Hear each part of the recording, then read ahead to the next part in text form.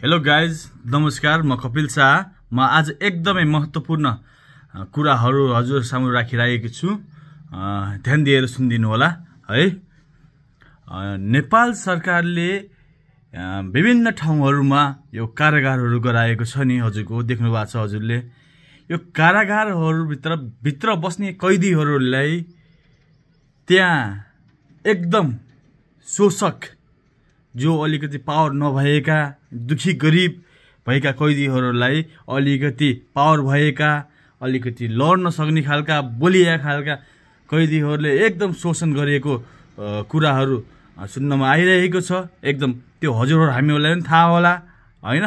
र भित्र केही सामानहरू एकदम महँगो लगाएर बेच्ने हैन, मान्छेलाई काम गराउने, दुःख दिने खालका कामहरू, एक्टिभिटिजहरू हुन्छ भन्ने पनि सुन्नमा आइरहेको छ हैन। त्यसैले कारागारमा त सबैलाई समान रूपमा हेर्नुपर्ने होइन र, कि त बलियाले मात्रै राज गर्ने अनि फिर्जादा जो अलिकति अशक्त कमजोर छ हैन, त्यहाँ त सजाय पाउनको लागि गएको हो नि त मान्छे हैन।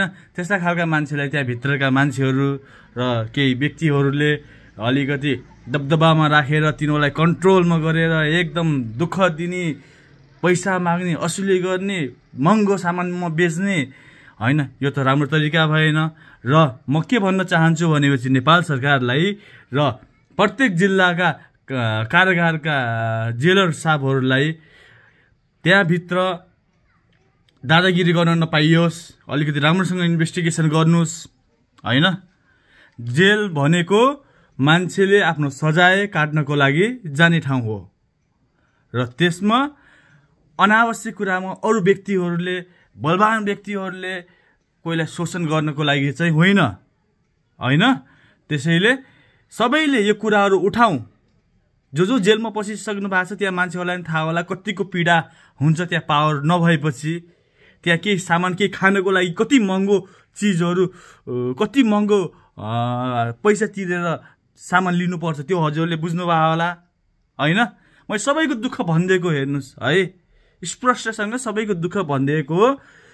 कारागारभित्र सबैलाई एउटै रूपमा हेरियोस् हैन। त्यहाँ जे सजाय दिन्छ त्यहाँको सिस्टमले एकदम राम्रोसँग तिनीहरूलाई काम गराउने हो कि के गराउने त्यो अनुसारले जाओस् र आफ्नो स्वतन्त्रता हिसाबले जेलभित्र जसरी बाँच्न पाउने अधिकार छ उसको त्यो अधिकार उसले पाओस् है।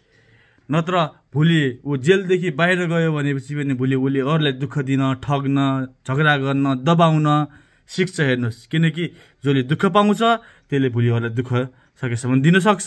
त्यसैले यस्तो क्रियाकलापहरू नेपाल सरकारले, त्यहाँका जेलरहरूले एकदम रोकथाम गर्नुपर्छ, नत्र भोलिका दिनमा ठुलो घटनाहरू घट्न सक्छ है त। हस्, धन्यवाद। मैले आफ्ना केही कुराहरू राखेँ, सुनिदिनु भयो यति बेलासम्म।